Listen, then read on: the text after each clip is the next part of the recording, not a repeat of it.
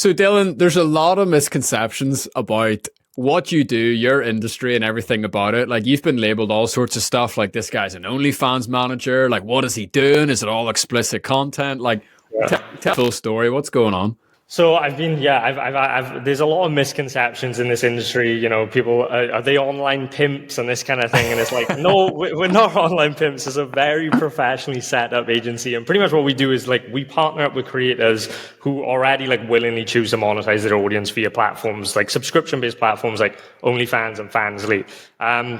And it's not all explicit content either. Like a lot of them just want to monetize a big audience. And so there's tons of different ways. There's cooking shows. There's tons of different ways to monetize your audience. And so we just partner up with either already existing influencers and help them monetize their audience through that, or we partner up with people that are not quite influencers yet. And we help them craft like social organic strategies to grow them into becoming influencers, to get our attention, because as you know, we're in the attention economy, attention's the new oil. And so then we just help them grow.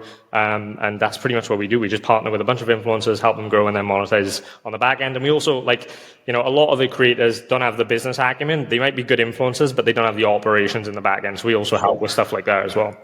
100%. And, you know, for everyone listening and watching, it's like, I'm a firm believer that every single person on the planet, every single business on the planet has something to teach us. And so whatever your views are on spicy content online, on OnlyFans and everything, I'm going to encourage everyone listening to us just to park that, because this guy, 23 years old, he's killing it online. He's launched a Skool community. He's currently in the top 10 in the Skool Games. He's doing tens of thousands on Skool alone, never mind the rest of his business, which is absolutely incredible. And you've experienced a lot of success, and you're working with creators in subscription-based communities, like you said, and that's what all of us inside Skool are doing. So I think we have a lot to learn from you, Dylan, and I'm really excited to kind of dig into it. So how'd you get into this, and tell us a little bit of your upward trajectory? Realistically, going back, I was in college just following like that traditional path, and I didn't know what I was going to do. I honestly thought I was going to become like a physiotherapist. I thought that was my next natural progression. And so like I just remember going through college. I did a year, I hated it. I did another year, hated it. Dropped out, and I was like, right, I'm kind of screwed. What do I do? And then I remember being sat in my bedroom scrolling through Netflix, and it was actually an Alex Beck ad that popped up, teaching about making money online. I was like, oh, this opened my eyes. And so I started looking into that space. I tried for years and years different, you know, jumping from shiny object to shiny object, making the mistake everyone makes. And then about 3 years in, I was doing a lot of stuff for like influencer monetization. So we would like build e-commerce brands around influencers. So, you know, we'd approach TikTokers. When TikTok was really popping off, we took advantage of it. We'd approach like gym influencers, build gym products around them, get them to launch it through organic content. And then one day, like it was a difficult business, a lot of expenses, and it was just a nightmare. I didn't have the skills or the people around me to be able to like really scale it. And I remember we did a launch with a gym influencer. And she happened to have like an OnlyFans. And it was the first time I'd really seen it starting to pop off, like around 2020. And I just asked her, I was like, so how do you make money on OnlyFans? Like, what is it? And I can remember her telling me vividly, like, oh yeah, I made like 60 grand last month. And I was like, holy shit, like, whoa, 60K in a month? I was like, how? And then I just asked her tons of questions. Why is your subscription price this? And I was digging in, and there wasn't a lot of like industry education at that point. There was no one really talking about it. And so like I had to figure it out by like approaching influencers and just asking them like, why do you send these types of messages? Why is your bio like this? Why is your offer like this? And I just had to like reverse engineer everything. And then so I remember that girl, the first model I ever worked with, the first creator, it was from that influencer I'd met that we did the gym launch around. And she was just like, yeah, my friend's getting into it, and she needs someone to help. And I kind of understood organic marketing. I was like, oh, I could help her with the organic marketing side of things. And I just thought that was all it was at the time. So I just dived straight in. It was an absolute nightmare for the first 6 months. I didn't have a clue what I was doing. I was way in over my head. I didn't realize how much there was that actually goes into it. But then I figured it out slowly. I went into the business with 2 business partners. I think that saved me massively because we all split up and did different roles. And so that helped massively. So I'd highly recommend that. Like I would have been lost without my business partner, so I can't take all the credit. And then from there, we just scaled it to the moon. It started to grow. Like last year was our really biggest year. We got our agency to $500,000 a month in revenue, which was crazy. And then about a year and a half ago now, I started teaching people how to replicate the same thing. And then on my birthday, I was like, this school's interesting. I love Hormozy. I love what Sam Ovens is doing. Let me just launch a Skool community, see what happens, leave it up to my organic audience. And it just went from there, really. And I didn't expect it to do as well as I did because it was all organic. But what I did, I used to sell like a higher ticket program for $5,000. And I just put that in the Skool community and was like, this is now $97. So my core audience was like, wow, I need this. And so, yeah, we just stacked the offer.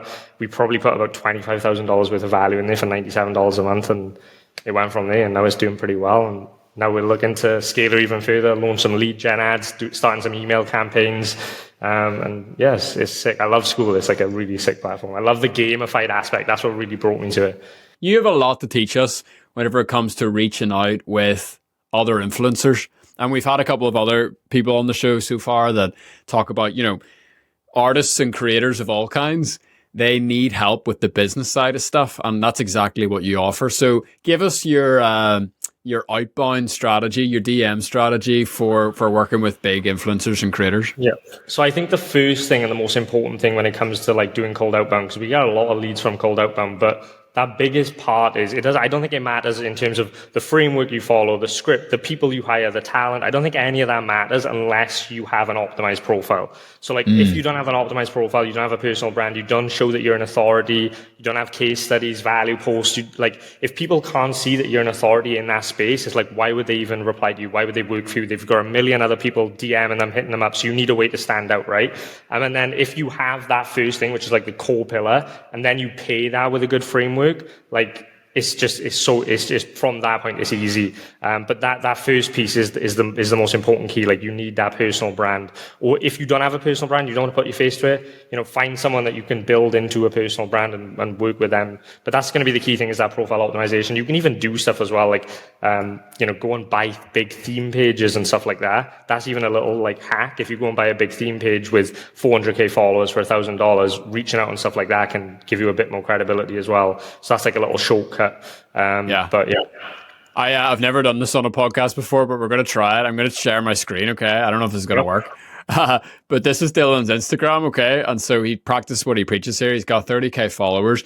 And look at the way he's used his pinned stories here. Results number 1, results number 2, results number 3. You see the link to the Skool community right there. His pinned posts, really great engagement, lots of comments and things like that. And so I like how you've kind of use the Instagram story feature here to almost pin your case studies and pin your success. That's really, really smart. Because as you say, we all get like 50 million DMs a day from people who don't even have a profile picture. Are you going to respond to that? Are you going to respond to someone who's got loads of followers, loads of engagement, et cetera, et cetera? It's a really good point. There's loads of people in the community right now talking about what script should I use? What about this strategy? What about that strategy? You're like, dude, like, if you have a big following and if you're an influence, it's like it almost doesn't matter what you say. Yeah, none of it matters unless you have that first core part. It's always like, what's the first message you send? How do I do this? But it's like none of that's going to work unless you have the fundamentals. So that's the key thing to focus on. Once you've got the fundamentals, then it comes down to it. Like we hire growth specialists. So like I would say they're more than appointment setters. Like we call them growth specialists because I think it takes, anyone can send booking links, but to actually be good at like educating a prospect. And we take that very like, rather than just sending booking links and trying to get them on a call, we're like really educating the prospect, giving them value and then attaching that value to the call. So it's like, if we can if we can show you how to solve X and show you actually how to implement that, would you be open for a 15-minute chat? Like that side of things, when you actually provide upfront value, educate the prospect around their inefficiencies, find out what their inefficiencies are, and then you're not selling the service. That's the biggest mistake people make. They try and sell the service in the outreach message. You're selling the call, and that call should be a value call. And so we do a lot of 2-call closes, where our first call is just like a discovery call where we show them how to implement the strategy, we give them value, and then if they want our help to implement the strategy, then we can book in a longer call, and then we can talk about partnering up. And so that's what's worked really well for us. But it all comes down, that's not going to work unless you have the profile. Dude, don't sell the service, sell the call. That is so nice. I love that, man. Everyone makes a mistake. They all try and like the first message is trying to sell your service when you're selling the call, not the service. And that call is not just a regular call, because the friction that it takes for someone to get on a call, from, booking the call, showing up for the call, doing their makeup before they get on the call, like all of that, that's a lot of friction, right? And so like to get over that friction, there needs to be a lot of value attached to that call, to where they feel like they're going to miss out if they don't jump on that call. So that's why we like to do 2 call closes, where the first call is not a sales call. It is just seeing if they're a good fit. It is giving them the value that where you've crafted, but digging into their inefficiencies and then educating them around them and providing new insights, and then attaching those insights to that call is the best way to do cold outbound. And we have a ton of success with it. Even with our high ticket programs, we do the same thing. Phenomenal, dude. And any tips for increasing your show rate? So making sure that people basically don't just skip the call once it's booked in. Yeah. So this is something that we had, especially with a high ticket program, and especially with a lot of like creators, they can be flaky, especially if there's a lot of pressure. So 2 pieces of advice on this. In the creator side of the business, we like to just make it wherever's easier. So we're not going to go and set up Zoom calls and make them show up, because there's a lot of pressure, especially for a girl to show up on a Zoom call and be face to face. And so we would just rather do it like as soon as they're a hot lead, we will just try and get a call there and then, whether we call them on Instagram, WhatsApp, it doesn't matter.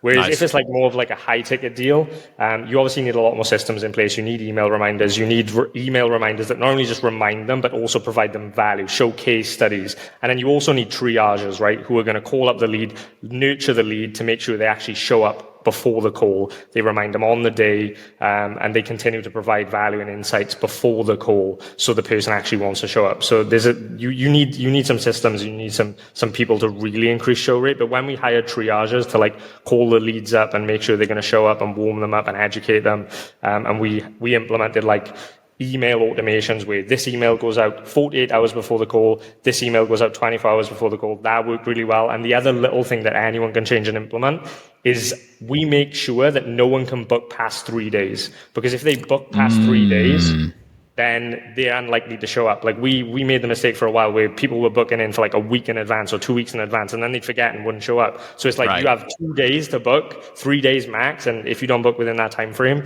then you can't book a call. So yeah, because I guess particularly if you're not dealing with like business suit and tie type people whose lives aren't run by their Google calendars, it's like you're going to rely on memories or like little notes on their phone. Yeah, 100%. Yeah, that's what worked for us. And what is working for you on Skool right now?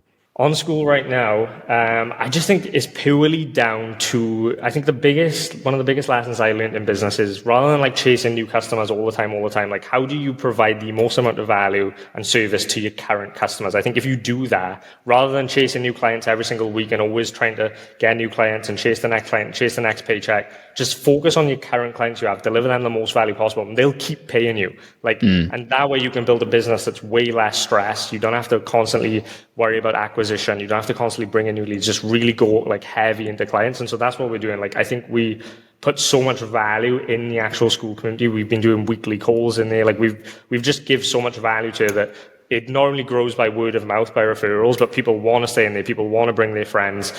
People want to talk about it. And so that's like ultimately how it's grown. And that's what's working really well for us. And everything else has just been organic. Like we've done everything organic so far. And now we're going to try and start to scale, get some lead gen ads running, get some setters to go and hit up the leads, try and get them on the Skool. And then we're also launching a big email. We've been doing email throughout this entire month. So like, really giving value on email, not being selling anything, just providing tons of value, hinting at the Skool. And then on Thursday, we're going to do a big sale on the email, saying again to the Skool. And we're going to do something special for the first like 10 people that come from that email. Incredible, dude.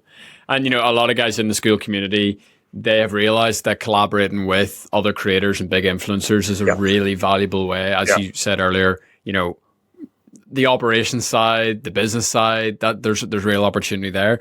What do you think is the most amount of value that someone can offer an influencer in a shorter space of time in terms of operations or that business side?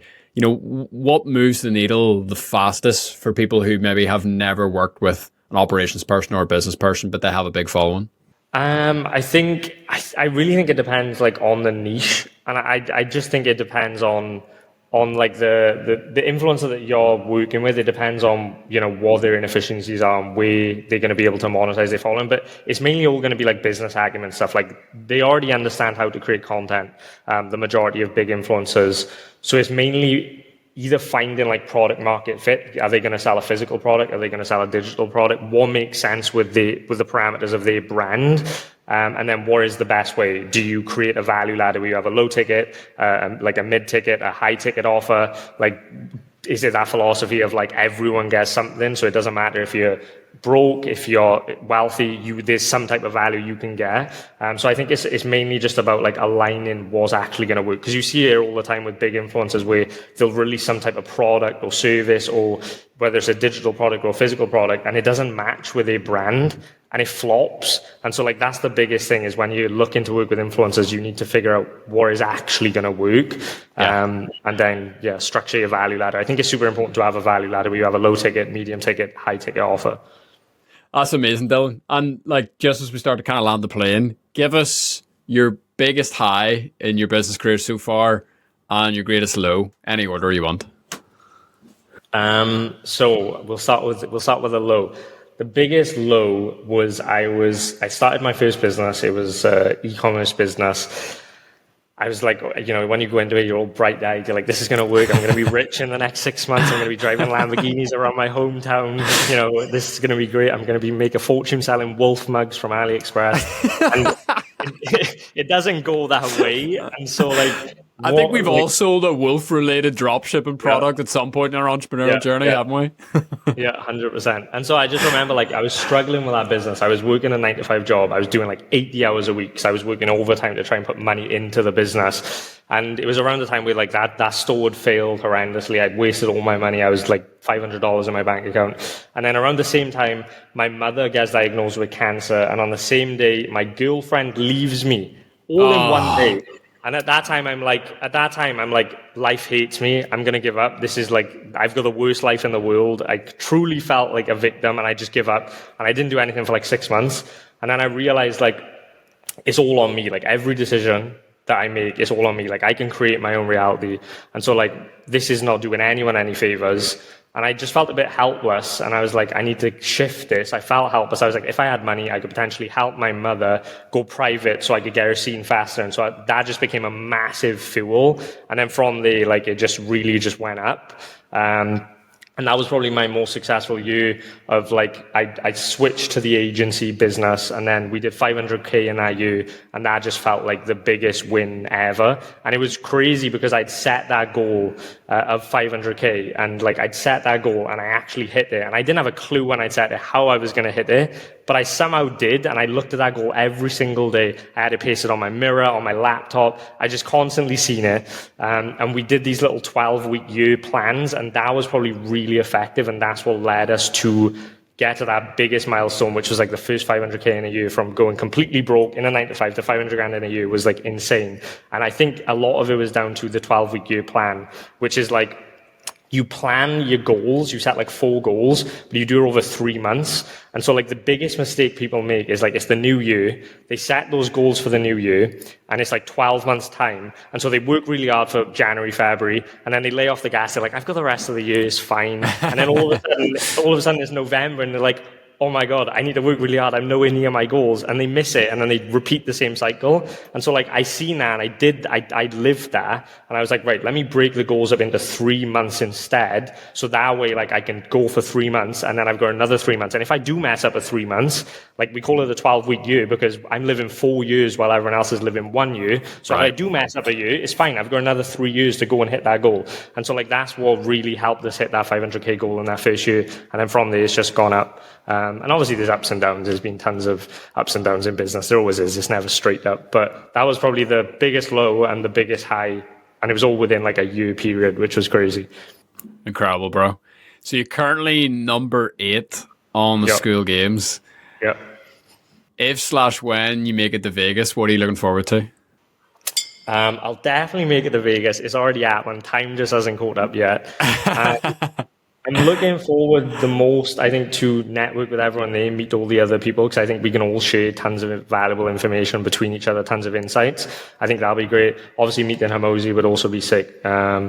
am just really looking forward to the overall experience as well. I've never actually been to the USA. I've traveled the world and been everywhere, but I've never been to the USA. So it's the perfect reason and excuse to go. Class, man. Final question is usually the one we end on.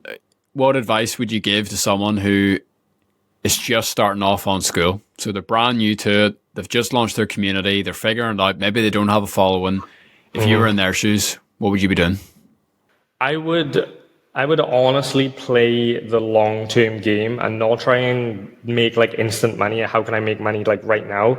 I would play the long-term game and more go through the journey. Say to yourself, for the next 2 years, I'm just going to go through this journey to become the person that can make 10K a month, that can make 20K a month. And even if I don't make that money, I'm just going through it to become better. I'm seeking growth, not seeking an instant paycheck. And I think that's the mindset shift that was key for me. And that made my life not only like easier, and it took the stress off of like, I need to make money now. Like, oh my God, like, what am I going to do? It was just like, no, just go through the journey to become the person that can make the money.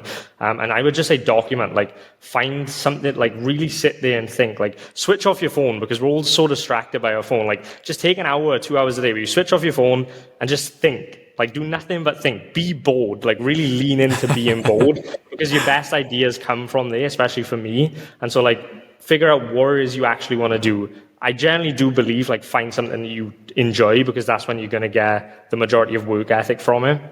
And so like find something you enjoy and just go through that journey, document the entire journey. And I think, in the next 2 years, if you document daily of what you were doing, grow in the Skool community, I think within that 2 year period, you'll be successful on the platform. It's just a matter of time. So that's what I would do. I would play the long game. That's my advice.